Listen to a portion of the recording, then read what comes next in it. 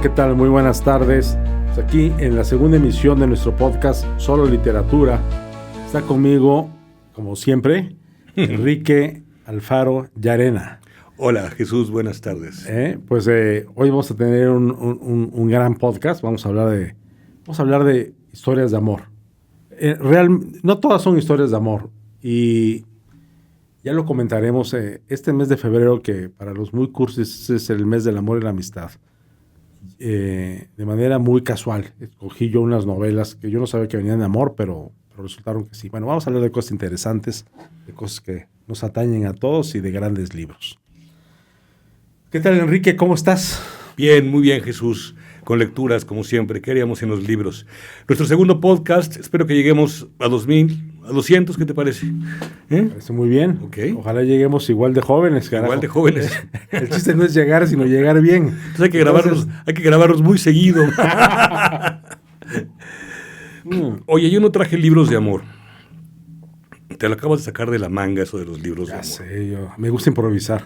Es que, a ver, ya platicaremos de los libros que leímos este mes. Sí. Y créeme que si hay alguien que no celebra el 14 de febrero soy yo. De hecho, soy anti-14 de febrero. Pero yo no tengo un programa de lectura para decir, mira, voy a leer el próximo mes, en marzo o en abril, voy a leer estos 3 libros. O sea, o tal temática me refiero. De repente sí tengo, oye, después de este libro quisiera leer este otro. Pero no voy a decir, mira, este mes vamos a leer todo sobre cuestiones espaciales. Este mes vamos a leer sobre un periodo histórico. No, yo no lo tengo así, y mucho menos por el amor y la amistad, pero casualmente los 3 libros que leí este mes son de relaciones amorosas. Vamos a ver de qué tipo, porque todas son totalmente distintas. Pero lo menciono porque fue una gran casualidad. Claro, a ver, casi cualquier clásico habla de amor y de muerte, que son temas humanos e históricos. ¿Hay otros? Pero estos son los grandes temas. Pero esos libros hacen del amor la parte esencial de la novela. Bueno, ya llegaremos ahí. Oye, Enrique, quería platicar en esta ocasión de algo que siempre me ha dado curiosidad. ¿Cómo son los inicios lectores de una persona? O sea, cada uno tenemos una historia distinta como lectores. Habemos quienes descubrimos la lectura a los 7 años, a los 17, a los 27, a los 70 o nunca. Pero ¿qué es lo que detona eso? Y entonces yo quisiera saber en tu caso, ¿cómo fue que se detonó en ti el gusto por la literatura? Es una gran pregunta, Jesús. Yo creo que hace falta que haya libros, hace falta que alguien nos acerque a los libros y los niños aprendan a leer por imitación. Eso lo tengo muy claro. Si ven a leer a sus mayores, a los profesores, a los tíos, a los papás, a los hermanos mayores, hay una posibilidad de que los niños empiecen a tomar un libro y empiecen a leer. Yo soy lector de milagro, soy un lector de milagro, Jesús. Yo de niño veía la televisión. De hecho, yo llegaba de la escuela y ya prendíamos la televisión, mi hermano y yo, y había ya una barra infantil, incluso había una credencial para los niños del Club de los Amigos, creo que el Canal 8 todavía, antes de por ahí, la difusión de Televisa, había por aquella época. Y si te descuidabas, podías hacer hacer la tarea delante de la televisión y seguirte. Yo no leía de niño, y yo me perdí la literatura infantil e incluso la literatura juvenil. El primer libro que leí, lo recuerdo muy bien porque todavía lo tengo, es una edición para juvenil, muy abreviada, muy bien empastada, muy bonita, de Robinson Crusoe, con ilustraciones, pero debe ser como unas 150 páginas. Y me regaló mi padre. Y bueno, lo leí, tardé muchísimo en leerlo, pero me acuerdo del asombro que yo tenía, de la historia que estaba yo leyendo, y de que un día se acabó el libro y dije, leí el libro completo. O sea, es como si te hubiera dicho, subí al Everest. O sea, acabo de leer un libro completo. Y luego, pues poco a poco ya empecé a leer, no de inmediatamente, pero ya no era tan ajena a la lectura y empecé a leerlo. Y me pasó algo terrible, porque muy pronto, hoy lo digo y probablemente, no había pedantería entonces, había sed, había curiosidad, había unas ganas de beberme el mundo. Empecé a leer a Kafka a los 16 años, por ejemplo. lo cual no me parece bien, no me parece sano. Lo cual quiere decir que yo leí muy mal a Julio Verne. Cuando quise leer a Julio Verne, ya no era hora, ya había pasado el gran momento. No leí bien a Sandokan. Sí leí La mujer del pirata luego, y por ahí lo tenía. Leí un libro de Sandokan, por ejemplo. Entonces, bueno, hubo muchos autores infantiles, juveniles, digamos, que no leí, o lo que leí ya tarde, cuando ya había habido otro tipo de lecturas que no estorbaban ya un poco el desarrollo de la imaginación y de aquellos mundos tan... Como que pareciera que hay ciertos libros que si no los lees a cierta edad, pasa su tiempo. Sí, claro. Sí, no los vas a leer igual.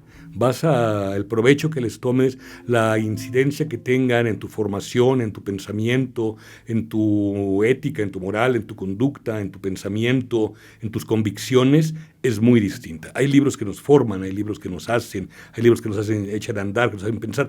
Y hay libros que, bueno, pasan sin pena ni gloria, libros que olvidamos casi por completo.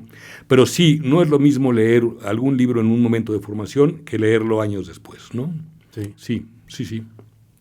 Entonces, y a partir de los 16 que empezaste a leer a Kafka, ya fue una pasión irrefrenable. Ya irrefrenable. No solté. ¿Y de tu familia, tú eras el único lector a ese grado? ¿O había una tradición del abuelo, la biblioteca, el tío? Había una biblioteca de mi abuelo, muy rara, histórica, sobre todo. Digamos que había una especie de periodista cultural cuando no existía el concepto. Había libros de mi abuelo. Mi padre era lector, pero era un lector de libros... podía leer un bestseller sin perturbarse, sin despeinarse, ¿no? Uh-huh. Podía leer hedonistamente, por divertirse, por conocerlo. Leía autores como Irving Wallace, por ejemplo, completito. Sí. Que ya no se lee, ¿no? Pero era un autor de bestsellers que se leyeron, ¿no? muchísimo en los 70, ¿no? Sí. Ese tipo de literatura de la Guerra Fría, literatura de espías, un poco de cosas. Muy poca literatura. Y bueno, mi mamá en un tiempo leyó poesía, pero no es una lectora. Mi hermano lee poco. Entonces no hay antecedentes. Sí, eres básicamente autodidacta. En cuanto a lectura, soy autodidacta. Exactamente. Y no hubo una figura tutelar que me guiara, que me acompañara, que me enseñara, que me dijera, ahora lee esto. Un tío me regalaba libros, muy buenos libros, ahora los sé porque los conservo, me regalaba Carpentier, me regalaba otras cosas, pero adolescente, digamos, cuando estaba formándome, pero no fue de ninguna manera una figura tutelar que me acompañara o que me guiara o que me mostrara. Fíjate que, ahora te cuento mis inicios lectores. Yo tuve la suerte de nacer en provincia. Entonces yo nací en Oaxaca, y en Oaxaca había 2 canales de televisión. La suerte. Y no pasaban caricaturas hasta donde yo recuerdo en esta etapa de la infancia. Uh-huh. O quizá el horario de las caricaturas era muy restringido.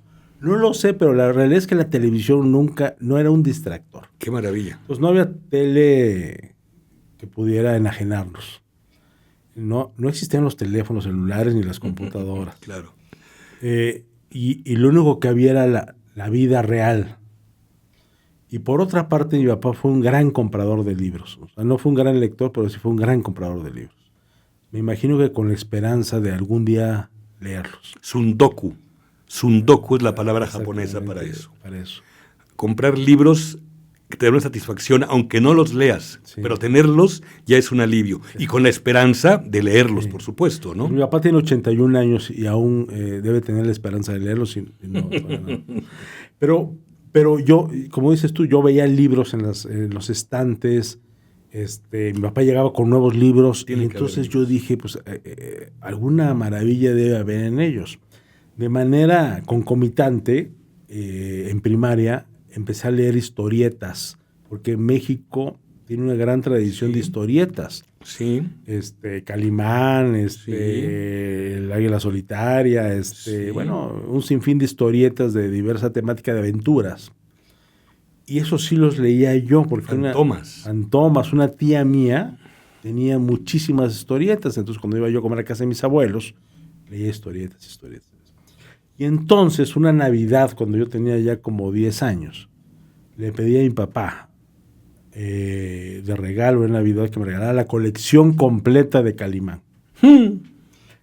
Y Y mi papá la mandó a buscar y no la encontraba, o sea, no encontró dónde comprar eso. Entonces, en vez de Calimán, me regaló 20 tomos de Balzac. Salgari. De Balzac. De Proust, ¿no? De Proust. No, Salgari. De Salgari, 20 tomos. Hoy se dice fácil, pero los leí 2 veces, los 20 tomos. Uf. Y La mujer del pirata. Porque para mí, bueno, el tomo 1 es El Capitán Tormenta, que es una novela que se desarrolla en Chipre, que es la defensa de Chipre de los otomanos.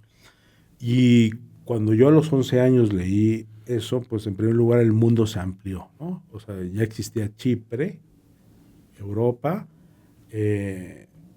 una guerra sucedida al siglo XVI, sí. Actos heroicos desconocidos para mí, armas y palabras desconocidas también en mi vocabulario, todo un vocabulario que tenía que ver con la época, con la guerra, con las plantas, porque Emilio Salgari hacía una gran investigación sobre animales, plantas, uniformes, y él casi no salió de su Turín natal, él casi no viajó, pero seguramente tenía acceso a bibliotecas que le daban una información importante para ubicar sus historias. Entonces, esos 20 tomos me los leí, porque yo dije, ni modo que Santa Claus me traiga un regalo y no lo use, ¿no? O sea, qué desperdicio de regalo. Entonces dije, no, pues lo voy a leer. Te cambió la vida. Y me cambió la vida. Lo leí y me fascinó. Por supuesto, Sandokan, ¿no? Claro. Los piratas de Malasia. Claro. Toda esa literatura de Salgari, que es el corsario negro, el corsario rojo, aventuras que eso sucedían aquí en Maracaibo, en Venezuela, los corsarios, etcétera.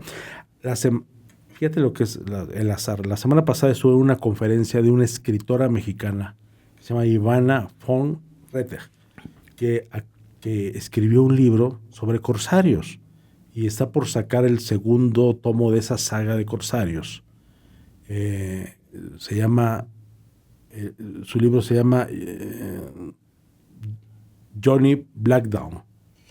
No lo he leído, pero la felicité porque qué maravilla que haya autores mexicanos que escriban más allá de una cotidianidad, que es un poquito lo que de la violencia, que es un poquito la temática de los autores mexicanos contemporáneos, que no digo que esté mal porque reflejan una realidad, ¿no?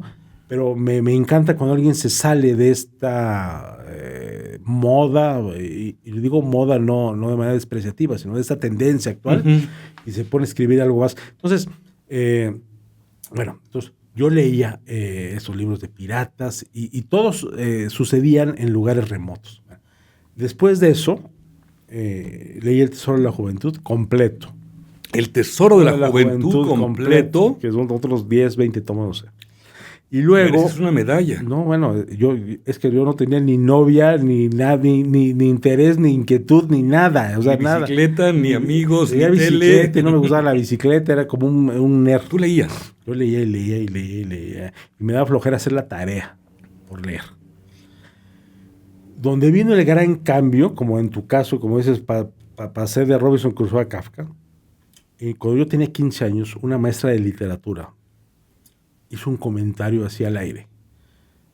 No sé en qué contexto, pero dijo, bueno, aquel que haya leído La Guerra y la Paz, todos mis respetos. Y entonces yo dije, a los 14, yo quiero tener todos sus respetos. Y tuve la suerte de irme a otro país a estudiar inglés 6 meses, donde menos conocía yo a nadie, ni tenía ninguna cuestión de sociabilizar. Y me llevé Los Miserables, Ana Karenina y La Guerra y la Paz. En la edición de sepan cuántos, de doble columna. Claro. Y en 6 meses me leí los 3. Por supuesto, con esta inexperiencia de vida y con esa interpretación que puede tener un joven de 15 años, 14, 15 años leyendo estas obras maestras. Y qué bueno que las leí. Porque, Ana Karenina, Guerra, Paz y Los Miserables. ¿No aprendiste inglés? No. Regresé a Oaxaca diciendo, no aprendí inglés, pero Tolstoy es mi maestro. La literatura universal. Buenísimo, libros esenciales, clásicos. Que además no he regresado ni a Los Miserables ni a La Guerra y la Paz, Sí, Ana Karenina la he vuelto a leer otras 2 veces, o sea, llevo 3 veces Ana Karenina, Sí. pero esos 2 no los he vuelto a leer, y no que esté mal, pero son libros de 1000 hojas. Que vaya, requiere ser un espacio literalmente en tu vida. Van a ser otros libros cuando los leas. Además van a ser otros libros. ¿Qué cosa me estás diciendo? Entonces, y a partir, bueno, no a partir de ahí, pues ya es un vicio, ¿no? Es un vicio la lectura, y además es ya un nivel muy alto. Pero yo sí tuve la suerte. ¿Y te ganaste el respeto de la maestra? Sí, por supuesto, regresé y antes de darle los regalos que le había traído a mi familia, fui con la maestra, ya leí Guerra y Paz. Por supuesto, y no sé qué, ¿no? Lo que no impidió que me pusiera 6 el siguiente examen, etcétera, ¿no? Entonces, pero yo sí tuve estas lecturas de juventud, que es Julio Verne, Salgari, no sé. Incluso Conrad. Pero Conrad todavía bueno, todavía adolescente leer. Un poquito, sí, claro. La vez pasada te platiqué que empecé a leer El Conde de Montecristo. Uh-huh. Mi gran duda, y lo voy leyendo, y va bien, y va muy bien, pero dije, no vaya a ser que en la página 350 me dé cuenta que esta era una buena lectura de juventud. Ahí está el problema. Y no lo sé, ahorita va bien, ¿eh? Va fluyendo bien. No en audiolibro, porque ya me costó 800 pesos mi edición de Acal, pues voy a seguir en físico, un capítulo por noche. Pero bueno, vamos bien. Oye, y bueno, y en relación con la manera en que tú, por ejemplo, con tu hija, ¿tú tuviste alguna técnica o deseo de compartirle a ella el placer de la lectura? No deliberadamente, o tal vez sí. Lo hablaba con su mamá, con mi mujer, hace poco le decía, algo hicimos bien en cuanto a la educación. Es una gran lectora, niña. Tengo entendido que es una buena lectora. Es una gran lectora. Es una gran lectora y además entiende, tiene logos la nena, sí, déjame decirte que sí funciona. De hecho, hay una prueba de la SEP, cuántas palabras debe leer un niño por minuto y entenderlo. Y yo le hacía las pruebas. Cuando estaba en segundo de primaria, ya leía como una niña de cuarto de primaria. Y luego le hacía yo preguntas y entendía. O sea, había entendido. Siempre he leído mucho más palabras y muchos más rápido que para niños como es de su edad. Tenía libros, los veía leer. Hay una foto donde estoy yo leyendo y está a un lado mío junto, bebecita. Estoy leyendo el periódico y está a mi lado y también con su mamá, digamos. Y siempre hubo, antes de nacer ya tenía libros. No. En su habitación, antes de que naciera, había una colección de libros esperándolas por su nacimiento. Entonces, si algo le he dado en la vida, puedo dar fe de ello, han sido libros. Lo demás podrá decir lo que ella quiera. Pero libros no le han faltado. Te lo comento por lo siguiente. Yo tengo 5 hermanos y algunos leen mucho, otros regular, otros nada, otros adquirieron el hábito de la lectura a los 30 años, digamos, con la misma educación, la misma biblioteca. Misma casa. La misma sopa. La misma crianza. Dormíamos en el mismo cuarto en algunas ocasiones. Claro. Y entonces pareciera que no hay una receta exacta. Yo tengo 4 hijos y lo mismo, o sea, traté de inculcar la lectura exactamente igual en los 4. Y probé de varias técnicas, ¿no? Desde el libro como premio, como diciendo, el que se porte bien, vamos a ir a la librería Gandhi a comprar un libro, para que lo vieran como algo deseable, hasta leerles libros en la noche, hasta me vieron leer todos, hablábamos de libros, y no obstante que los 4 sí leen y no es para nada ajeno a su vida la lectura o la compra de libros, sí hay una diferencia entre uno y otro en el tipo de lo que leen, en el cúmulo de lo que leen, en fin. Son personas distintas, cada quien lo suyo. Recuerdo una anécdota ahorita que me decías de mi hija. Íbamos a la librería paseando en el fin de semana, y ella ya muy pronto aprendió dónde estaban los libros de niños. Y entonces yo la dejaba que se fuera, yo la miraba y andaba buscando en los estantes ahí abajo, y ella sabía muy pronto que se podía llevar por lo menos uno. Entonces llegaba con uno, hubo un día en el que sí, un poco apenada, quería llevarse 2, pero sabía que un libro salía de la librería con por lo menos un libro, y por supuesto lo leía. Por supuesto que lo leía. Y elegí comprar libros del Fondo de Cultura Económica, de estos libros muy ilustrados, muy bonitos, con unas cuantas, muy delgados, que se lo compraba en el Fondo de Cultura Económica, la subía al coche y antes de que llegáramos a la casa ya lo había leído. Caray. Deberían rentar libros en vez de Deberían rentarle libros. Y bueno, ahora vuelve a leerlo porque no puede ser. A ver, en los niños se da un fenómeno que es parecido al de la ópera. La repetición en la experiencia, lejos de aniquilar la experiencia, es enriquecedora. Entonces, el niño que lee y relee el mismo libro, es un poco como el adulto que ve la ópera. Tú ya viste la ópera, ya sabes en qué va. La Traviata. Ya sabes en qué va a terminar. Y no obstante, hay un placer en la reiteración y en la confirmación del placer recibido anteriormente, ¿no? Es el método de las tablas de multiplicar. Pero también, ¿sabes dónde es muy claro lo que estás diciendo, Jesús? En el cine, las películas. Los niños pueden ver una cantidad inverosímil de veces la misma película. Sin duda. O sea, no dos, la pueden ver 6, 7, 8, 9 veces. Entonces, o 10. Hay algo muy humano en la repetición. O sea, hay algo estético que en la repetición es como reiterar el placer estético que sentiste y sabes que ahí viene y es volverlo a disfrutar. Es como irte a comer unos tacos que sabes que saben deliciosos. O sea, la confirmación de volverte a comer esos tacos que saben deliciosos es un poco ese placer.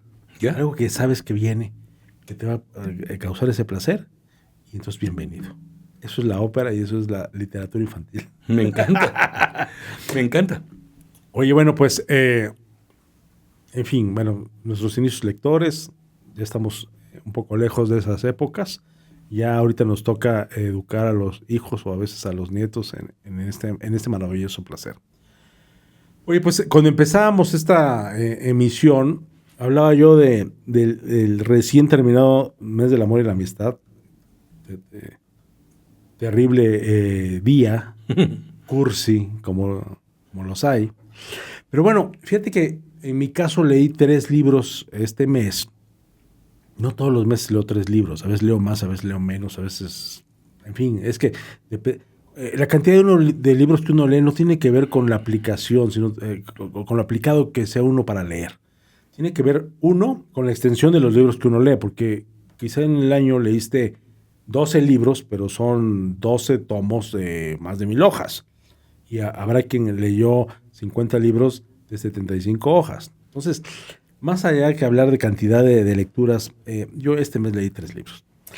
Y se toca el amor desde distintos ángulos. El primero que quiero comentar es un bestseller no de manera peyorativa, es un libro de grandes ventas en España en este momento. Y digo en España porque no sé si ya llegó a México o acaba de llegar a México. En España se editan con algunos pequeños meses de antelación. Y estuve en Madrid en noviembre del año pasado y compré este libro que se llama Comerás Flores, de una joven que se llama Lucía Soya Sobral y que es una sensación literaria en España. Lo compré en noviembre, lo dejé entre mis libros por leer y lo retomé el 2 de febrero. Y el 5 de febrero tenía yo un viaje a la playa.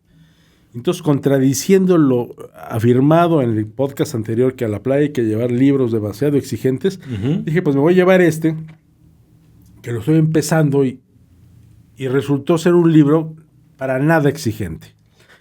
Y no digo que sea malo, simplemente es un libro bien narrado, y ahorita les voy a decir de qué va. Es un libro bien narrado, es una joven española escritora, es su primera novela, y creo que lo hace muy bien, o sea, tiene buen ritmo, encontró una voz, porque a veces para los escritores la complicación es encontrar la voz con la que cuentas. Por supuesto. Y entonces ella da vida a una jovencita veinteañera que acaba de morir su papá.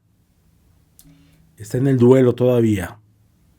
Y de repente aparece en su vida un señor de 40 y tantos años divorciado, muy sofisticado, y que le empieza a cortejar. Entonces, la primera reacción de esta mujer, pues, es entre curiosidad, vanidad, pero precaución. Pero de repente, por alguna razón, y quizá eso, un psicólogo lo podrá decir mejor, quizá la muerte del padre y la llegada del galán cuarentón. Casi podría ser su padre.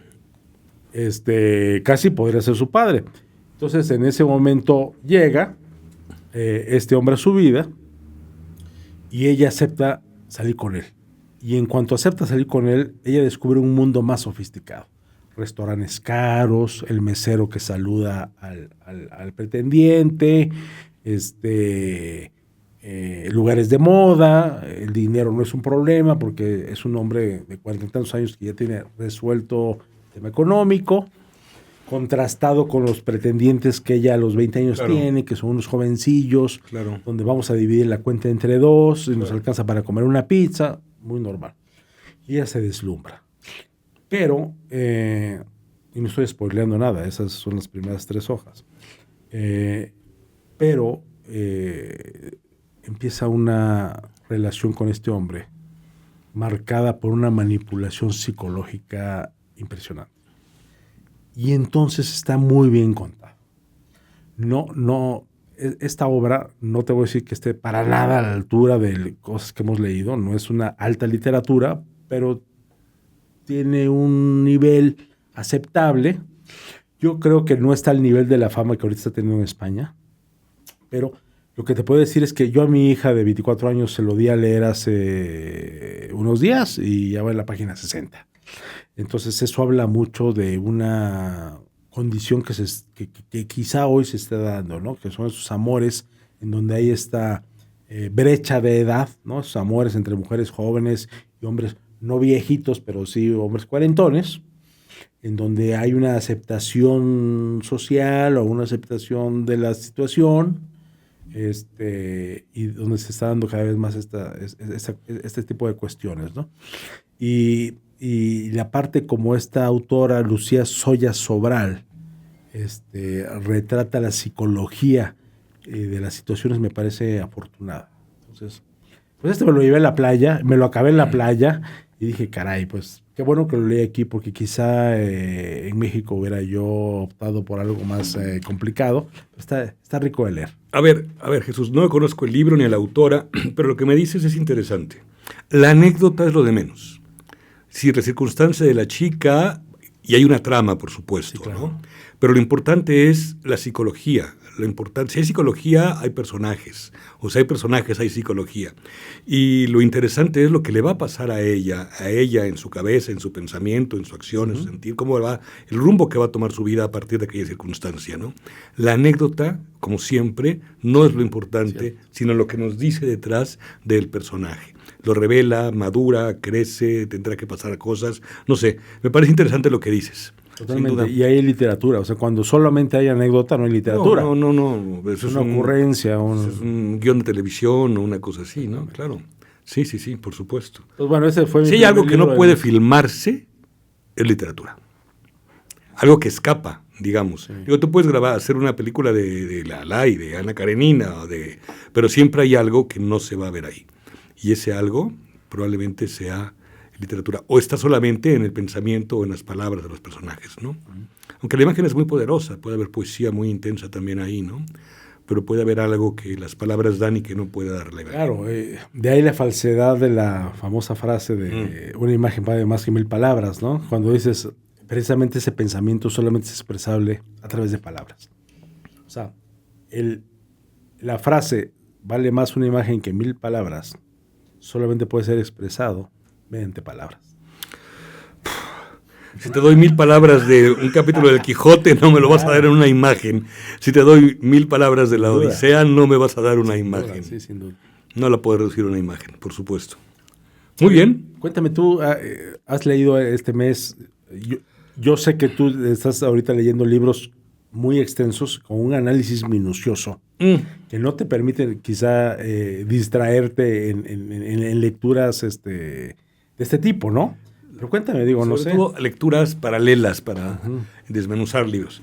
Mira, esto no es una recomendación, pero tampoco es una desrecomendación. Es una advertencia para navegantes, una advertencia para lectores. Quisiera hablarles de Los Inconsolables, de Kazuo Ishiguro. Este autor inglés, no hay manera en considerarlo japonés, aunque nació en Japón y es hijo de japoneses. A los 5 años llegó a Japón, Inglaterra, y su vida ha transcurrido en Inglaterra. Él ha confesado que habla muy mal japonés, terriblemente mal, no podría escribir en japonés, y tardó 20 y tantos años en volver a Japón. Entonces, es un autor inglés hecho y derecho, con una característica muy particular de muchos autores hoy en día ingleses, o por lo menos en lengua inglesa, no nacidos en Inglaterra, empeñados en escribir mejor que los ingleses. Esa es la consigna. Esa es la consigna. El premio Nobel, el tanzano de hace 1 o 2 años o 3. Gurnak. Un tipo que sale de Tanzania y llega a Inglaterra y dice, voy a escribir, pero como ya quisieran hacerlo estos muchachitos británicos. Y el autor de la India, el origen de la India, de Trinidad, Naipaul, es otro que llega a Inglaterra a comerse el mundo y diciendo, tengo que escribir mejor que los ingleses. E Ishiguro llegó a los 5 años a un kindergarten inglés hablando japonés, ¿no? Y diciendo, yo tengo que escribir como ellos. Entonces, bueno, se ha escrito en un inglés extraordinario, un inglés extraordinariamente pulcro, claro, con una riqueza de vocabulario, un autor realmente notable. Es decir, los grandes autores de su generación, los que me digas, claro, y mira qué mujeres notables, McEwan, Barnes, todos ellos, un poco más, un poco menos. Habría que decir ahora la señora, ¿cómo se llama la inglesa? Sí, Maggie O'Farrell. Maggie O'Farrell, la de Hamlet, hoy en día, digamos... Más jovenzona, ¿no? Pero, digamos, un poquito más, pero no mucho más, los grandes autores británicos de hoy, y hay otros, por supuesto, Amis y demás, no son mejores narradores que Ishiguro. Ishiguro gana en el año 17 el premio Nobel, pero antes escribió una novela, mucho antes, una novela que se llama Lo que resta del día. No me hables de la película, ya sé que me vas a hablar de la película. No, lo comentamos. Hay una película muy famosa, muy buena, pero bueno, la película. Me quedo con la novela. No diseño la película, quiero hablar de la novela.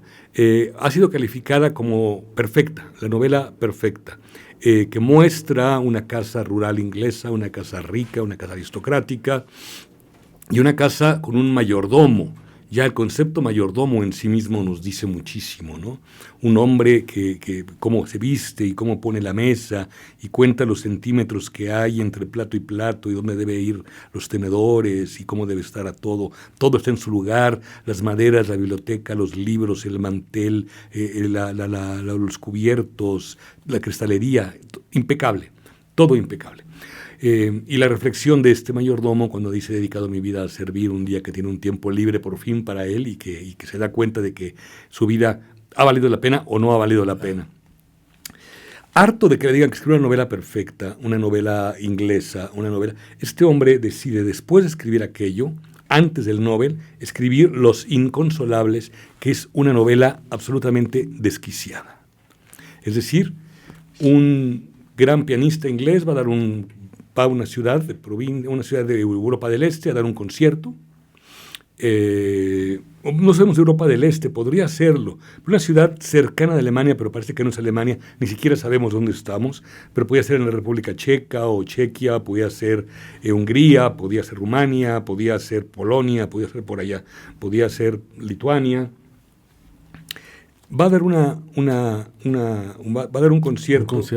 Llega a una ciudad y los personajes empiezan a hablar y hablar y hablar y hablar, larguísimos, a veces monólogos, larguísimos diálogos, y realmente no se llega a nada.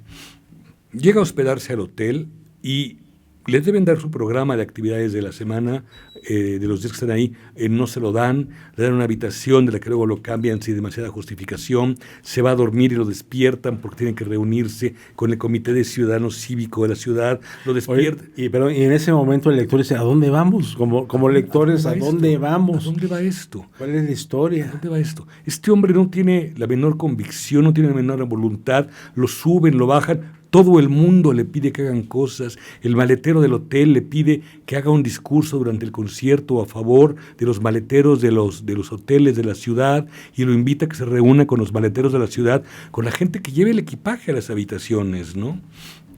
Quieren redignificar su oficio y que sean reconocidos en un discurso, y el concierto va a tener una importancia para la ciudad. Dices, algo está pasando aquí, hay una crisis política, hay una crisis moral, algo grave les ha pasado.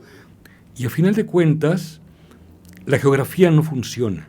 Es decir, viaja muchísimo para llegar a un lugar y luego regresa dando la vuelta y en la esquina de la cuadra estaba donde tenía que estar. El tiempo está desquiciado. O sea, pareciera que Ishiguro lo que quiso hacer es exactamente la antítesis de lo que resta del día. Exactamente. O sea, diciendo, una novela donde el orden, la precisión de la frase, el contar una historia de una manera más o menos lineal, aunque sí hay algunas sinapsis ahí, la contención en el lenguaje, incluso de la figura del mayordomo, se rompe. Eso dijo, vámonos al lado contrario. Conocen la galería de personajes que cada uno le pide algo y se involucra con la sociedad y al final de cuentas no ensaya, no llega a nada. El tiempo no trabaja como nuestro tiempo. El tiempo está desquiciado. La geografía está desquiciada. Las relaciones familiares están completamente desquiciadas. Las relaciones amorosas de toda la ciudad, la gente que conoce, están desquiciadas. La incomunicación es total. Es absolutamente total. Y van corriendo el tiempo con respecto a que vamos a llegar a un concierto dentro de 2 días.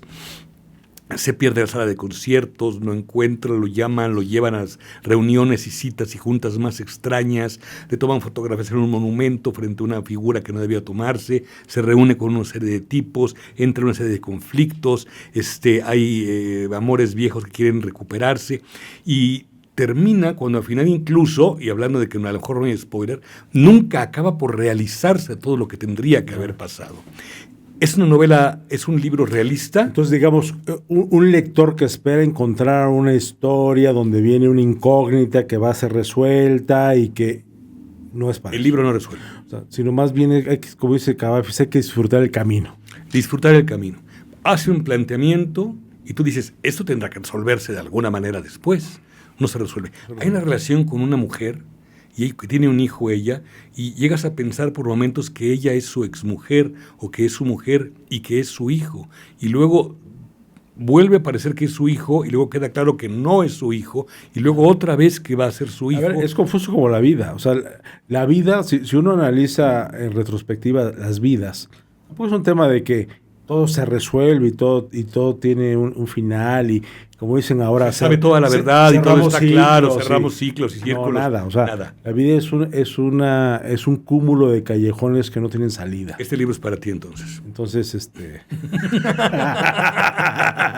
Oye, la portada, por lo que estoy viendo, es un laberinto, ¿sí? Lleno de personajes. Claro, no, es un poquito la ciudad, el mundo del personaje Ryder que llega ya está desquiciada. Ya. Un joven pianista le pide apoyo, el gerente del hotel quiere sacar ventaja. Entonces digamos que es para lectores avanzados, que precisamente lo que buscan es el placer estético de una lectura estupenda, bien escrita. Muy bien traducida, por cierto, además. Hay que darle mérito a los buenos traductores, a Jesús Zulaika, tu tocayo, Jesús Zulaika, estupenda traducción, pero que el lector sepa, aviso para navegantes, no se va a resolver, no hay un punto de llegada, no se aclare, disfruten el viaje. Pero es un libro que deja muchas preguntas e interrogantes, al punto de que puede molestar o irritar a algún lector. Es decir, 600 páginas para que no me digas, podría ser un gran sueño. Podría ser una situación onírica. Pero no te arrepientes de haberlo leído para nada. No me arrepiento, pero quizá hoy, con conocimiento de causa, no Sí. volvería a recorrer el camino. ¿Sí? Y conste que es un autor, un narrador un intercambio de espléndido. regalos navideño no lo regaló. Pensaría muy bien a quién se lo doy. A un hombre muy complicado, una mujer muy complicada. A alguien muy complicado, sí. Y un amante de Ishiguro, advirtiéndole que es otro Ishiguro. Porque además, a ver, Ishiguro también ha experimentado con posterioridad esta primera novela extraordinaria. Bueno, no fue su primera novela, fue su primera novela famosa. Pero, ¿Cuál, la de Lo que resta del día? Sí. No es la primera. Pero sí es donde despegó. Sí, se volvió... El Booker, en fin, ¿no? Bueno, y posteriormente en la mitad del Nobel, ¿no? Es esa novela, sí. Bueno, librazo. Librazo. Literalmente y por lo que cuentes también. Librazo, pero al mismo tiempo una novela muy extraña. Si alguien espera respuestas, si alguien espera llegar a algún punto, no, es muy extraño. Por un momento puede ser muy profundo y por momentos puede ser muy superfluo. Hay cosas muy interesantes dentro de la novela, hay relaciones entre personajes muy interesantes. Un padre que deja de hablarle a su hija por alguna razón, la niña se queja en la otra habitación y él no le hace caso y no le habla, y la niña le responde con el silencio. Y ya son adultos, la niña es adulta, hace 20 años, 25 años, que no se hablan. La hija procura al padre, el abuelo ve al nieto y le dice, dile a tu mamá que le traje una bolsa de pan, dale a tu abuelo, le traigo un abrigo. O sea, se procuran, pero no se dirigen la palabra. Hay situaciones muy complicadas. Hay un hombre caído en desgracia, un músico que quiere recuperar a su mujer, a su exmujer, y que es enternecedor y al mismo tiempo patético. Es decir, hay sustancia, pero al mismo tiempo es un libro muy inquietante y muy desquiciante porque hay muchas preguntas que no tienen respuesta. Fíjate que yo leí un libro muy divertido, es una relectura, se llama El amor dura 3 años, de Frederick Beigbeder. Beigbeder, sí. Lo leí hace 25 años. Y para mí es otro libro. No es lo mismo tener 30 años de edad que 56, ¿no? Este hombre, primero les voy a hablar de él. Nació en un barrio que se llama Neuilly-sur-Seine. Neuilly-sur-Seine, sí. Que al parecer es un barrio muy fifí, algo así de París. Es una ciudad, es París, pero es una ciudad autónoma. Es decir, no es París, su economía, su gobierno es distinto. Es París, junto al Bois de Boulogne, o sea, al oeste de París. Es el barrio más caro de París y de Francia. Es absurdamente caro. Ahí vive gente realmente rica. La antigua aristocracia, ¿no? La antigua aristocracia. Hay universidades, hay hospitales carísimos, es un barrio residencial, junto al bosque, digamos el gran, como Chapultepec, pero a lo grande. Por sí, París es carísimo para comprar algo ahí, es carísimo, inalcanzable. Me imagino esto. 5, 10, 8, 10 veces más caro. ¿Sí? Y los residentes lo quieren, además, lo promueven con la idea de que cuiden bien quiénes podrían ser los nuevos vecinos. ¿No? Sarkozy tenía algo que...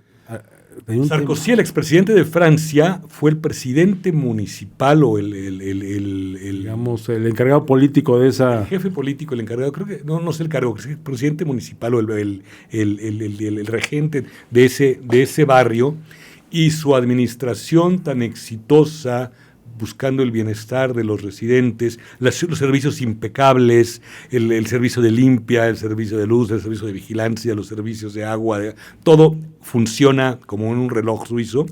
Lo proyectó a nivel nacional como un gran político, como un gran administrador, como un buen gestor, y lo llevó a la presidencia de Francia, ¿no? Ni más ni menos. Bueno, este hombre... O sea, el haber nacido ahí... Ya te da una idea de que no nació en una cuna ahí. No solo eso. No nació en un establo. Bueno, no solo esto. Frederick Beigbeder se casó con una descendiente directa de Luis Felipe I, rey de Francia. No, bueno. O sea, matrimonio, como dice, hecho en el cielo. Es una cosa impresionante. Pero a los 3 años de casado, Frederick engañó a su flamante mujer, que además es una mujer guapísima, Válgame. exitosa, noble, todo lo que quieras. La Cuando engaña. dices noble, hablas de sangre azul, Sí, no sí, de nobleza. No de nobleza de No de que espíritu. tenga espíritu, nobleza de espíritu. Le ponen los cuernos. Uy. Él y empieza a andar con otra mujer. Y se casa 2 veces. Y luego anda con otra. Y luego tiene un hijo. Y luego se casa con una cuarta. Y Frederick, primero estamos hablando del autor y ahorita vamos a hablar de la novela. ¿Puedo? Claro, es un crítico literario. Es un crítico literario francés de origen noble, que también trabajaba en una agencia de publicidad. El trabajar en una agencia de publicidad además era muy exitoso como agente de publicidad. Pero, Le da una precisión en el lenguaje ya. que se ve reflejada en esta novela. O sea, tiene frases maravillosas. Y era por supuesto que era un socialité. O sea, bueno, viniendo donde venía. Pero a ver, él no es noble. No, Los nobles, por definición, no deben o no pueden trabajar. totalmente. A ver, Que trabajen los burgueses, que trabajen los proletarios, que trabajen la clase media, que trabajen los aristócratas, los nobles, por definición, no trabajan. no deben trabajar. Deben vivir de sus rentas y deben totalmente. vivir de sus... Pero la mamá de él sí era descendiente, pero como dices... Digo, igual trabajaba, pero ya muy ya- venido a menos, Claro, ¿no? bueno. O sea, con las posteriores, la revolución, el tema bonapartista, Por etcétera, supuesto. Venidos a menos, habiendo claro. perdido todos los privilegios de la nobleza, ¿no? Pero sin embargo, con la sangre noble, que en Francia y en varios países de Europa se sigue distinguiendo, ¿eh? O sea, hay un tema cultural ahí que Por supuesto. que dicen, no nos juntamos... Y ojo, estás hablando de Francia, donde le cortaron la cabeza al rey, reina, o sea, claro. donde la monarquía quedó descabezada, ¿no? Luego hubo un emperador y hubo otros reyes, pero la monarquía es Pero lo que algo quiero muy decir superado. estos no se mezclan fácilmente con otros ricos. No, Esos son, Hace se falta cuecen algo más. aparte, totalmente. pedigrí se llama. Pedigrí. Total, este hombre se casa y es súper reventado. Entonces, por ahí de los 2000, principios, sufre casi, se muere por una sobredosis de cocaína y decide cambiar de vida. Entonces se mete a un monasterio de Claro. padres agustinos. Claro. No sé, se metió un fin de semana o un año y sale renovado, ¿no? Se vuelve un católico practicante. Ya va por la 4ª pareja y decide salirse de París, que era como el centro de sus tentaciones, y actualmente vive en el País Vasco francés. Tiene 60 años aproximadamente y ha publicado varios libros. Y es amigo, muy amigo de los grandes escritores franceses de hoy. Porque además era crítico literario, era entrevistador de programas culturales y sociales de la televisión francesa. Es un hombre muy mediático, es una figura que en México no existe. O sea, no hay nadie que sea alguien relevante en el tema de la cultura, relevante en el tema mediático y relevante en la socialité. Él sí lograba conjugar y además era guapo, entonces tenía como que todo. No, bueno, le hace falta que... Todo, no, y es esposo de la descendiente de Luis Felipe, etc. En fin, y él escribe varias novelas. Su novela más famosa no es esta, es una que se llama 13.99 francos, que es una crítica hacia el mundo de la publicidad como manipulación, que yo recomiendo muchísimo esa novela, pero tiene esta que es muy divertida y es muy buena novela. En su momento, la gente le tenía envidia, porque decía, no puede ser que un hombre tenga tantas cosas buenas, no puede ser que sea rico, Claro, guapo, estaba pensando en la todavía Némesis. escribe bien, ¿no? Estaba pensando en la Némesis. O sea, no puede ser. Entonces, Aristócrata, rico, guapo, talentoso. algo así, al rato voy a comentar, algo así le pasó a Proust. También Proust era un crítico de sociales, escribía sociales y no le pueden creer que fuera además el gran escritor. Cierto. Pero bueno, este hombre escribe esta novela que se llama El amor dura 3 años. Y entonces él sostiene la tesis, le dice, el primer año de una relación entre un hombre y una mujer es la pasión. En el segundo año la ternura y en el tercer año el aburrimiento. Entonces dice, yo por eso a mi esposa, porque esta es una novela semi-autobiográfica, Mi esposa, que yo amaba tanto el primer año, acabé aburriéndome. Y empecé a intentar andar con una mujer casada que en el entierro de su abuelo la conoce. Es una mujer casada y le fascina y empieza a pretenderla. Y entonces esta novela de lo que habla es precisamente de del divorcio del personaje y de los amores o el amor que siente por esta mujer casada que es inalcanzable, ¿no? Y hace innumerables reflexiones sobre el amor y, como te digo, tiene frases muy potentes como buen publicista. No, quizá yo no voy a abundar sobre la interpretación de las frases, pero... ¿Tienes algunas? Sí, claro. Por ejemplo, las fiestas más hermosas son aquellas que se celebran en nuestro interior. Me encanta esa frase. Son aforismos, casi. Son aforismos, casi. El amor más intenso es el amor no correspondido. Esta otra, déjame ver. Hay que encontrar a la persona con la que tengas ganas de aburrirte. Entonces, me encantó. Ese es un libro muy breve, editado por Anagrama. Se editó hace 30 años, se dejó de editar. De repente yo lo buscaba para regalarlo, porque es un libro muy regalable además. Sin que eso le quite méritos. Simplemente es un libro que puede leerse con cualquier nivel de lectura y de preparación, etcétera. Es un libro que a todo el mundo le puede llegar. Y ya ha sido nuevamente reeditado. Entonces, a mí me encantó. Fue otra lectura de febrero. Pues, ¿sabes, Jesús? El amor dura 3 años puede ser el nombre de un ensayo. Y si me apuras, creo que hay ya algún libro que tiene un título muy parecido, pero es un ensayo. Y bueno, hay psicólogos, psiquiatras, pensadores que coinciden, estudiosos del fenómeno del amor. Hay una mujer muy interesante, ahorita te digo el nombre de ella, no venía preparado, sobre que trabaja la idea del amor romántico, el amor pareja. La bibliografía y los autores puede ser, no novelas, sino las referencias teóricas, puede ser muy rica. Pero sí, algo hay de eso. Parece que la atracción del amor romántico tiene fecha de caducidad. Hay quien dice que son 3 semanas, que son 3 meses, digamos, que pueden ser 2, 3 años. ¿Y qué es lo que queda después? Es decir, sí, claro, viene luego la transformación. Lo que sigue después es el conocimiento y, a final de cuentas, en una pareja que se entiende, que tiene sentimientos profundos, que tiene una comunicación, lo que sigue es el amor. El amor no pasión, probablemente, pero un amor, no el fuego que arde, aunque algo puede quedar de aquello, sí, claro, pero sino un proyecto de vida basado en el amor. Ahora, Michel de Montaigne cree que el matrimonio ideal está sustentado en la amistad, no en el amor-pasión, porque el amor-pasión se va a acabar. Llegará el momento en el que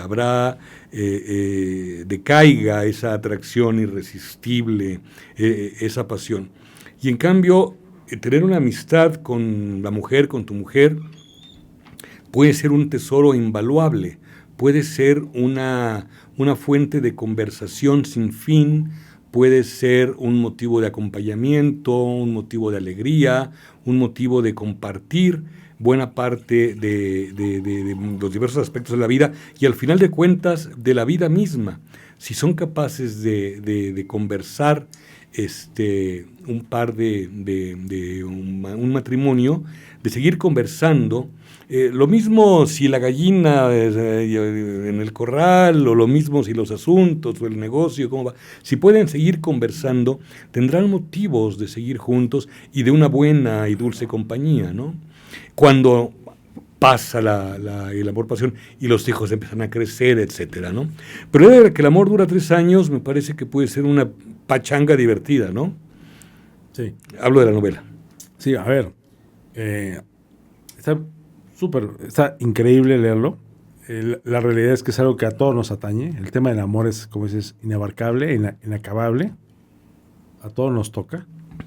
Oye, seguimos escribiendo historias de amor, claro. Seguimos consumiendo historias de amor en series, en el cine, en libros, en poemas, en canciones. Dios mío, no se baja el switch ni un minuto. Lo que pasa es que si te pones a ver el amor es lo que hace que no nos extingamos.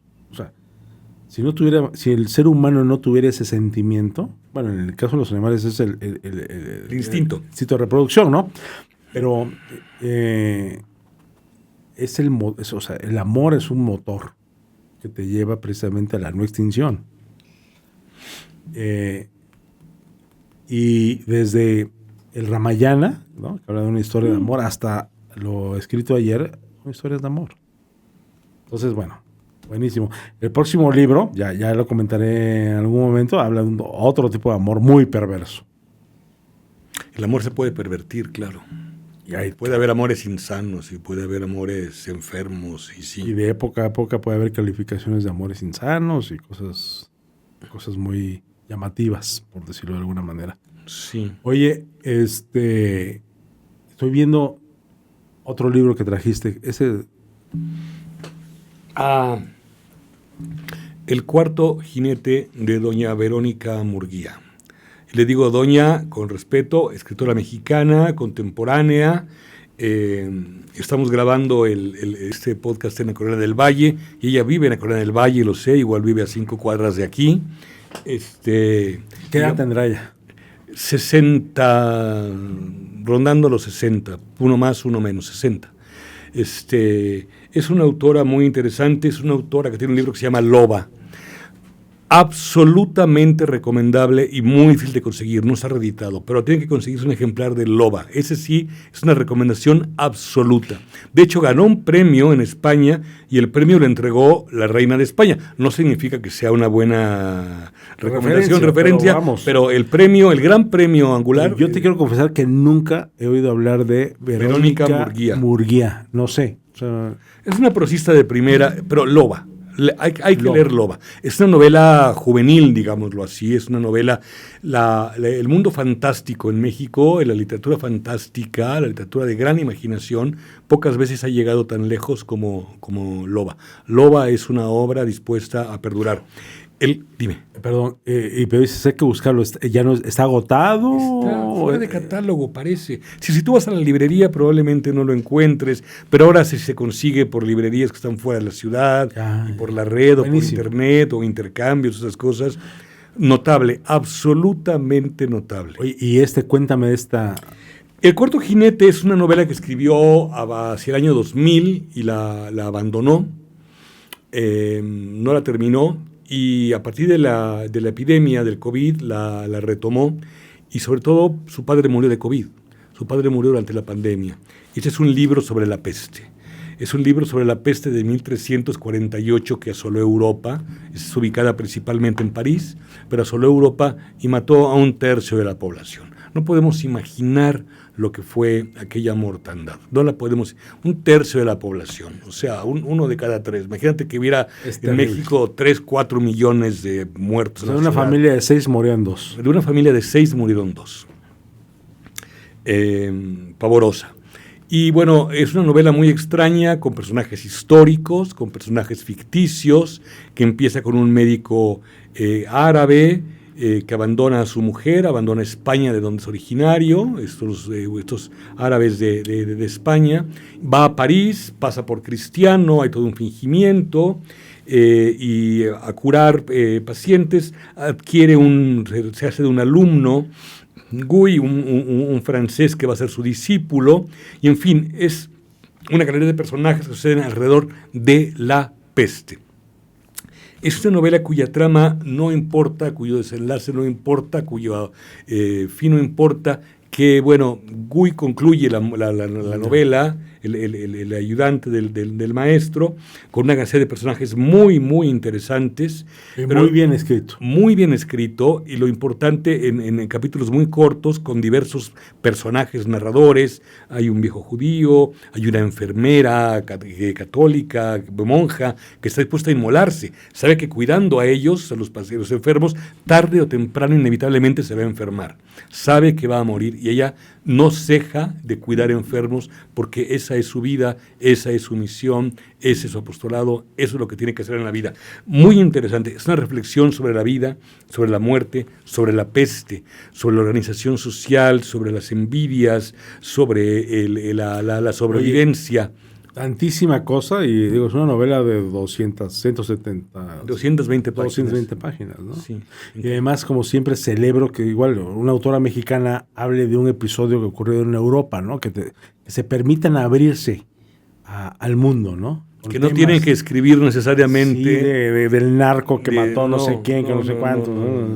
Esta mujer ubica una novela en París en 1300. Pero además, Verónica Murguía es, o sea, si estuviera aquí, podría darte una conferencia sobre la peste, pero empieza ahorita y pide una pizza o unos tacos, porque va a acabar a las 8 de la noche. O sea, puede hablar 6 horas del tema, o sea, es una erudita. experta. Es una experta absoluta, una mujer que anduvo en bibliotecas buscando algún documento que dijera que había pasado, un bando donde dijeran en la época, etcétera. Y hay que decirlo, los médicos franceses, los médicos de París, los parisinos, de París, todavía pensaban que la peste se debía es que el Sol está en conjunción con Mercurio y Venus con Urano, y entonces ahí hay un cortocircuito galáctico, y entonces por eso, y además somos unos pecadores, y entonces tenemos ahorita la peste.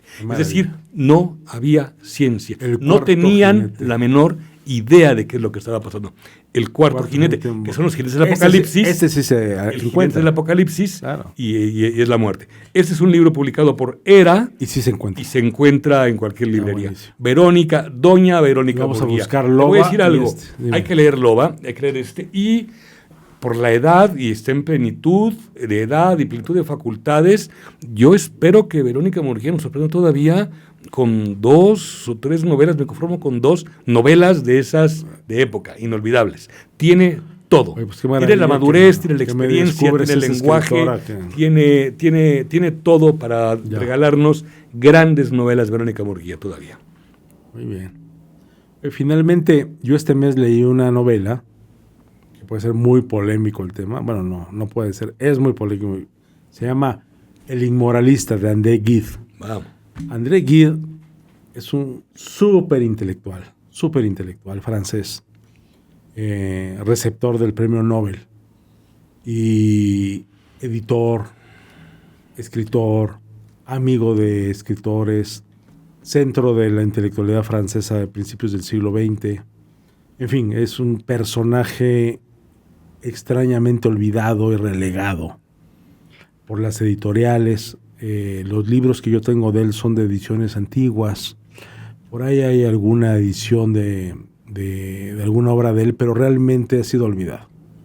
El Inmoralista sí está recientemente editado, pero fuera de ahí es difícil encontrar sus libros. No me digas, ¿Gide está fuera de catálogo prácticamente? Sí, ahorita no, y ahorita te voy a decir, y entiendo por qué. Ya. Y entiendo y tiene razones poderosas, además, por lo cual. Mira, la novela va de lo siguiente. El personaje principal, un francés, principios del siglo XX, un jovencito muy intelectual, sumido en sus estudios, en el pensamiento, y la última voluntad de su padre es que se case con una señorita. Se casa con esta mujer, y realmente a él no le atrae mayormente esta nueva esposa. Se van de luna de miel a Túnez, y en aquel entonces, pues, los viajes, incluyendo la luna de miel, tenían que durar un mes para que valiera la pena el traslado. Porque ya de traslado eran 10 días, y entonces tú tenías que planear un viaje de un mes, para que 10 días de ida, 10 de regreso, claro. Y tenías que estar un mes fuera, pues como 2 meses duraba la luna de miel.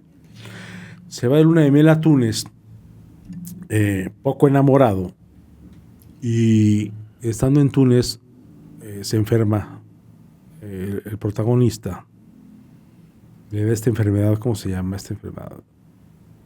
¿Cómo se llama? ¿Te acuerdas de la montaña mágica? Los pacientes que tienen esta enfermedad que se llama tuberculosis. La tuberculosis, la recién esposa lo cuida y se lo lleva a tomar mejores aires ahí en alguna ciudad africana. Y en ese momento este hombre se descubre que lo que realmente a él le apasiona son los jovencitos. Los jovencitos de 12, 13 años. O sea, de una... casi niños.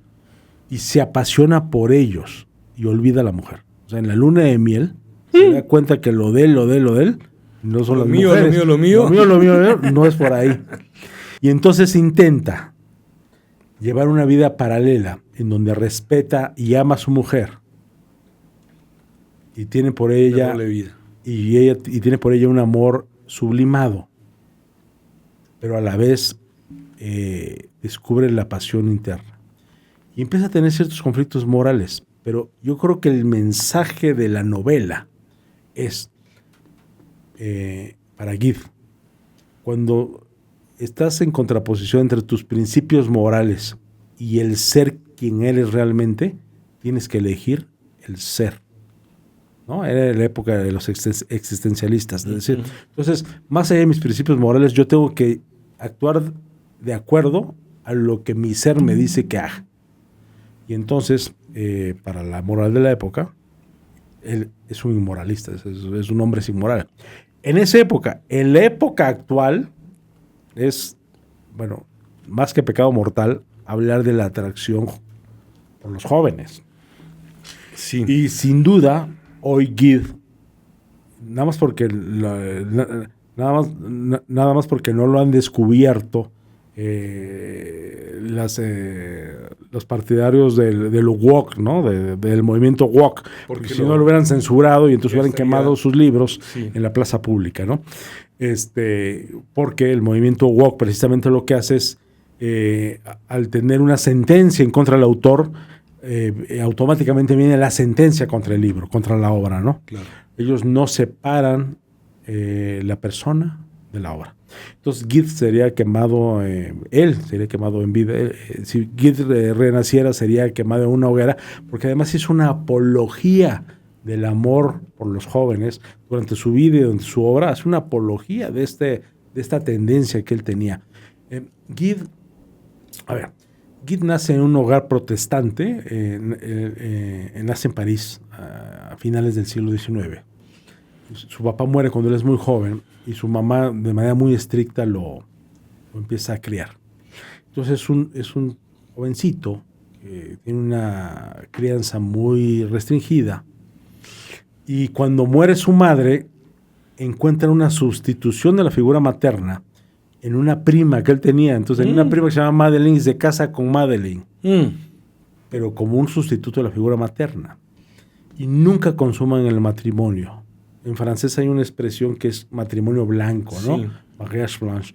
Eso es el matrimonio que no se consuma. Y entonces Gide no consuma el matrimonio con la pobre prima. ¿Qué culpa tenía de las tendencias de André Gide? Y es un poquito lo que habla esa novela, ¿no? Se van a África, ahí Gide se deschonga y empieza a tener sus amores. Al mismo tiempo él conoce a Oscar Wilde. Oscar Wilde, cuando va a París, conoce al joven Gide y es una gran influencia en Gide. O sea, de hecho, Oscar Wilde es el que le dice, oye, no, ya libérate, o sea, olvídate, tú haz lo que tu ser te mande, haz eso, ¿no? Y viajan o coinciden juntos en un país africano, Oscar Wilde y Gide, y ahí hacen sus fiestecitas, ¿no?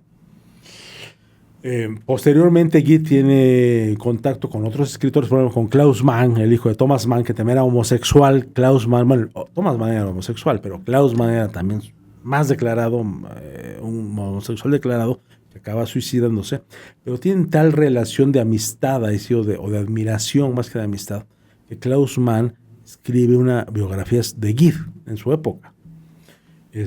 Por supuesto, la amistad de Gide con Proust no era una amistad entrañable. Proust también homosexual de la época. Y empezó mal esa relación porque Proust era un hombre de derechas que escribía el Le Figaro, que era el periódico de derecha de la época, y escribía artículos de sociales. Y Gide trabajaba en una editorial francesa, era editor. Entonces, cuando Proust escribe En busca del tiempo perdido, le manda el manuscrito a la editorial y Gide es uno de los que lo revisa. Y Gide confiesa posteriormente que dijo, pues ¿cómo crees que este cronista de sociales que conozco va a escribir una obra maestra? O ni siquiera obra maestra, o sea, un libro decente.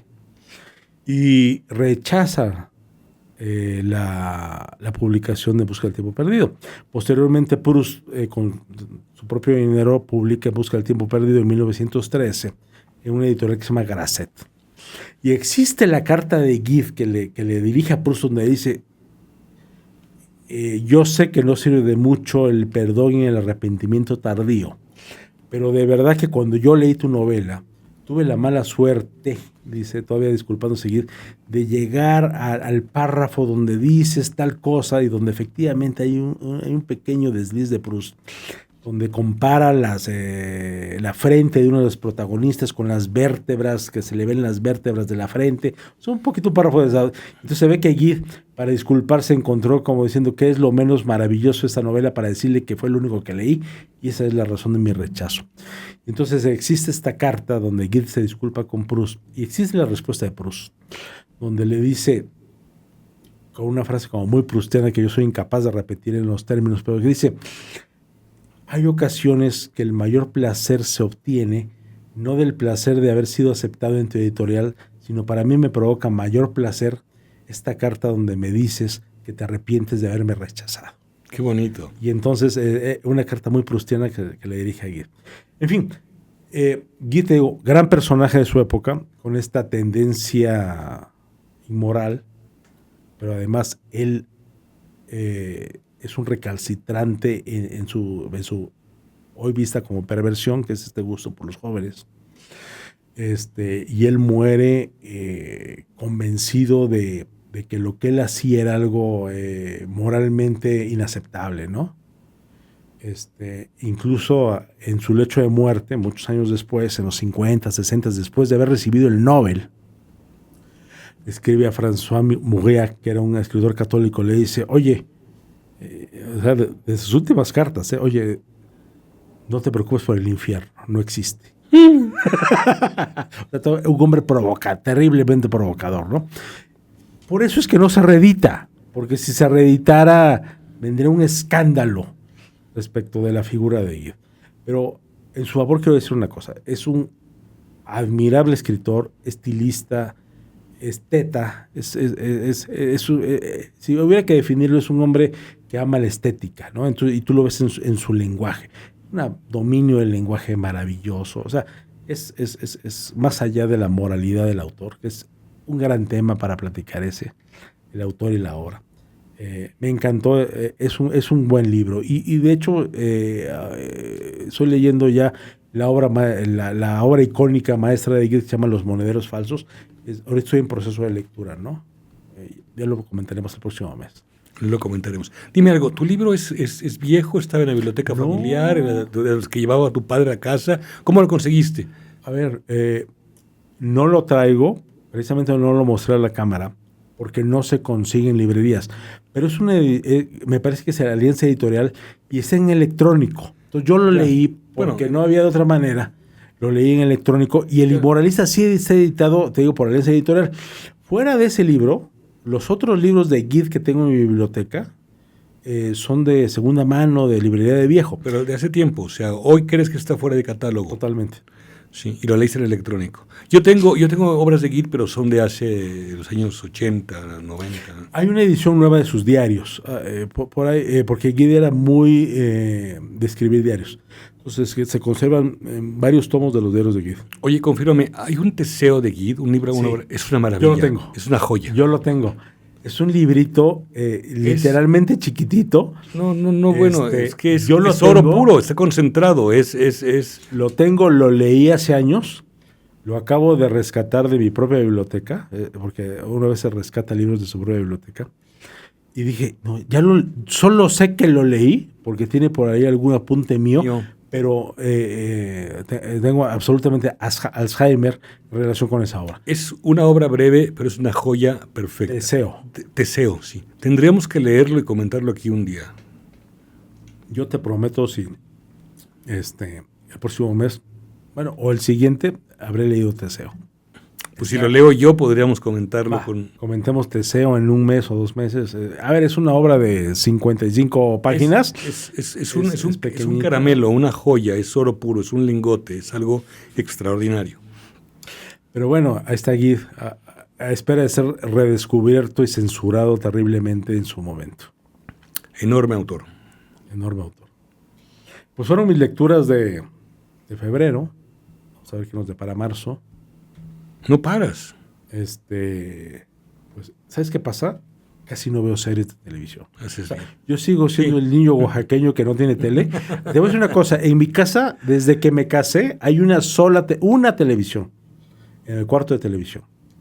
No hay televisión en la recámara. Eso es clave. En la cocina. Como en muchas casas que hay televisión en cada habitación. Entonces, hay una televisión.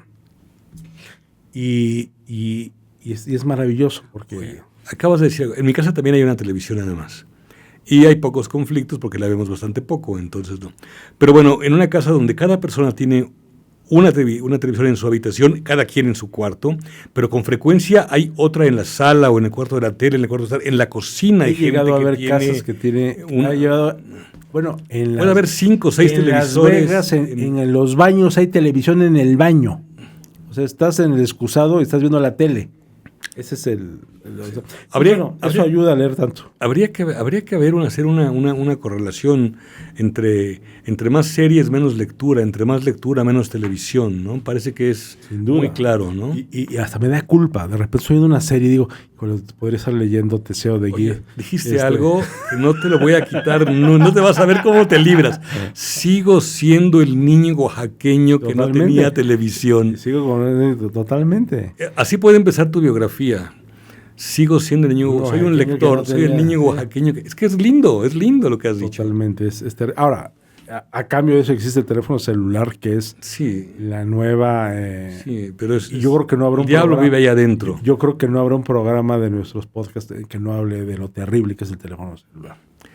El problema es que te puede absorber de una manera. Si te descuidas, si bajas la guardia, te aniquila. Te absorbe, dejas de leer. Te aniquila. Te afecta la memoria. Ya para qué aprender datos. Si puedes ponerle ahí, ¿en qué año nació, en qué fecha nació Gide? O sea, ya para qué te aprendes la época. Jesús. ¿Para qué te aprendes la época de cuándo? Yo me sabía 25 números de teléfono. Claro. De mi padre, de mi madre, de mi casa, de mis amigos, a las novias. Hoy en día difícilmente te sabes 3 números. Entonces ya, yo puedo controlar la tele, pero el otro tema es una tarea por lograr. Muy bien, oye, finalmente nada más como comentario, como necrológica, murió ayer Lobo Antunes. Jesús, murió Antonio Lobo Antunes en Portugal, en Lisboa, a los sin Nobel, años. Otro que se nos va sin Nobel. Se lo pierde la academia, O sea, la que se hunde, la que le habla mal de la academia. Eso le pasó a Kadare acaba de morir el año pasado también. La academia sueca tiene secretos que están en sueco y que todavía no se pueden explicar. Porque, bueno, déjame decirte que los últimos 2 premios Nobel han sido europeos. Ahí tenemos un noruego y tenemos un húngaro. Y déjame decirte... No fueron los últimos. En medio se coló Hans Kang en la coreana. Peor todavía, más a mi favor. Sí, claro. Perdón, los 3 juntos no valen un Lobo Antunes. Antonio Lobo Antunes se jactaba de decir, nadie escribe como yo. Y lo recordaba a un periódico madrileño. Así lo decía él. Nadie escribe como yo. Era un provocador, Antonio Lobo Antunes. O sea, no tenía lo que se dice en español, pelos en la lengua. Decía, nadie escribe como yo. Como yo lo hago, nadie lo escribe. Y ¿sabes qué? Es absolutamente cierto. Sí, es un novelista enorme, inmenso. Muy joven, combatiente, y estuvo en la guerra de Angola. Como portugués, él estuvo en la guerra con los colonialistas y aquello, bueno, era su país, etcétera, y le fue muy mal. Luego se hizo psiquiatra y luego mandó al diablo la psiquiatría y la medicina y se dedicó a la literatura y alcanzó unos niveles, una calidad literaria, exaltitud extraordinaria. Un autor no hermético, difícil, que requiere una atención completa del lector, para lectores, digamos, avanzados, atentos, pero las recompensas son enormes. Yo he de amar esta piedra, voy a volver a releerlo, hoy empiezo hoy en la noche, y... Perdón, ¿cómo dijiste? Yo he de amar esta piedra. Así o de amar es una piedra. Yo he de amar una piedra. Novela. Es una novela. Es una novela muy personal, una novela donde habla de memorias y una novela donde hace ajustes de cuenta familiar y en el origen de su familia. Esa es una de las, de lo que tengo en casa, reconocible y de lo más visible. Yo leí una novela de él, de un hombre moribundo en la campiña portuguesa, que los hijos de este hombre están esperando que muera. Y hay una relación con la muerte del antiguo régimen anterior a la revolución de los claveles, ¿no? Que el 70 y tantos. 70 y tantos. Maravilloso. La verdad es que no me recuerdo mayormente de la trama, lo leí hace muchos años, pero lo que sí me acuerdo es que escribe como... Es que el tema, la anécdota es lo de menos en los grandes autores. Maravilloso. Lo que te dicen, lo que abren, el mundo que muestran. Y sí me acuerdo que en los últimos 10 años, cuando alguien me preguntaba, ¿y quién va a sacar el Nobel? Yo siempre decía, o Antonio Loba Antunes o Mircea Garzarescu. Antonio Loba Antunes o Mircea Garzarescu. Antonio Loba Antunes. Y yo... Ese fue uno de los dos. Yo aposté por Loba Antunes durante muchos años, un autor enorme. Mira, el Nobel allá a la academia, ¿no? Allá a ver, déjame decirte que Krasznahorkai no desmerece, ¿eh? No. Hans Kahn por mucho. O sea, tú lees una novela de Hans Kahn. Son buenas novelitas, son buenos libritos, están muy bien. Y lees a Loba Antunes y dices, la diferencia, o sea, ¿quién tomó esta decisión? Sí, no todo es igual. No todo es lo mismo. Sí, no todo es lo mismo. ¿no? Sí. No sé si hay unas relaciones políticas, bastante antisocial, bastante hermético, bastante disociado. El Nobel sigue sus propias reglas. El Nobel no es ni tan bueno como algunos lo dicen, ni tan malo como sus detractores. O sea, tampoco. El Nobel no es una porquería, o sea, no es el premio Planeta, o sea, sí, no es una porquería. No, el peor Nobel tiene lo suyo, ¿no? El peor Nobel tiene o sea, es una garantía de calidad, pero por lo menos de 6.5 para dar. Lo que pasa con el Nobel es que de repente existen 10 escritores que tienen mayores merecimientos que quien lo saca. Es todo. El Nobel sigue siendo Thomas Mann, Albert Camus. ¿Te acuerdas de la historia? No sé si conoces la anécdota de Thomas Mann. El día que le hablan para anunciar el Nobel, dice, ya sabía, habían tardado mucho. O sea, él ya sabía que se le iban a dar. Le hablan por teléfono y le dice, señor secretario de la academia, hace 10 años estoy esperando su llamada. Eso es Thomas Mann. Sí, pero además en ese día, Thomas Mann era un hombre tan complicado y... Dilo, soberbio, pero además, o sea, él puede. Pero él tenía instrucciones en su casa que no lo molestaran porque dormía la siesta de tal hora a tal hora. Y entra la llamada del Nobel en su periodo de siesta. ¿Y qué hace Katia? Y entonces no lo despiertan. Entonces, oye, papá, y al rato vuelven a hablar. Entonces ya en la segunda llamada es cuando le dicen, eso es el Nobel. Y entonces él contesta lo que acabas de decir. Hace 10 años que yo empecé a mencionar el Nobel. Muchas gracias, pero estoy esperando esta llamada hace un buen rato. Adiós. Muy bien, Enrique. Pues febrero, muy rico, muy provechoso. Así como se fue de lento enero, se fue de rápido febrero. Sí, creo que sí. Vamos a ver qué nos depara la vida y la lectura para marzo. Hay que seguir viviendo, hay que seguir adelante y hay que leer. Leer y vivir para los lectores son dos verbos que se conjugan exactamente de la misma manera. Quiero decir que se funden, que pueden ser uno solo. Leer y vivir. Hay una cosa importante, perdón, Enrique. Todos los libros de los que hablamos, estamos tratando de la portada de los libros que aparezca en nuestra página de Instagram. Entonces, si de repente tienen alguna duda o quieren recuperarlo y quieren recuperar el recuerdo de lo que dijimos y quieren ver la edición o quieren ver el autor que quizá se les pasó porque el habla es más rápida a veces que la escritura y que la memoria. Visiten nuestra página de Instagram que va a salir en los créditos de principio de este podcast, en donde podrán encontrar la fotografía de los libros de los que estamos hablando. Estupendo. ¿Vale? Sale. Muy bien, Enrique. Pues gustazo verte. Nos vemos el próximo mes. Nos vemos el próximo mes. Igualmente Jesús. a todos nuestros Gracias a todos. Gracias.